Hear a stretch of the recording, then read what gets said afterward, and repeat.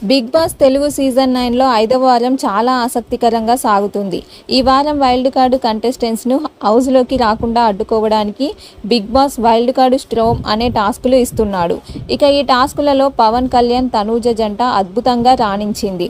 గత 2 రోజులుగా వీరి నుంచి ఆశించిన స్థాయిలో ప్రదర్శన రాలేదు. చిన్న చిన్న మిస్టేక్స్ చేయడం వల్ల వీరు టాస్కులలో 2వ లేదా 3వ స్థానంలో ఉండాల్సి వచ్చింది. నిన్న రాత్రి తనూజకు ఇచ్చిన మాటను నిలబెట్టుకుంటూ మనం నెక్స్ట్ రోజు జరగబోయే 2 టాస్కుల్లో గెలుస్తున్నాం అంటూ తనూజకు ఇచ్చిన మాటకు కట్టుబడి ఇక ఈరోజు జరిగిన టాస్కులో మాత్రం పవన్ కళ్యాణ్ మళ్ళీ బ్యాక్ టు ద రేస్ అన్నట్లుగా తన ఫైర్ చూపించాడు. నాచోరే టాస్క్, గ్లాస్ అండ్ థ్రెడ్ టాస్కులలో పవన్ కళ్యాణ్, తనూజ వరుసగా 2 టాస్కుల్లో విజయాన్ని సాధించారు. వరుసగా 2 టాస్కులు గెలవడంతో వారికి చెరో 100 పాయింట్స్ చొప్పున మొత్తం 200 పాయింట్లు లభించాయి.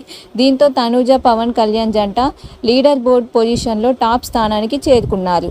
ఈ వరుస విజయాలపై మీరేమనుకుంటున్నారో కామెంట్ చేయండి.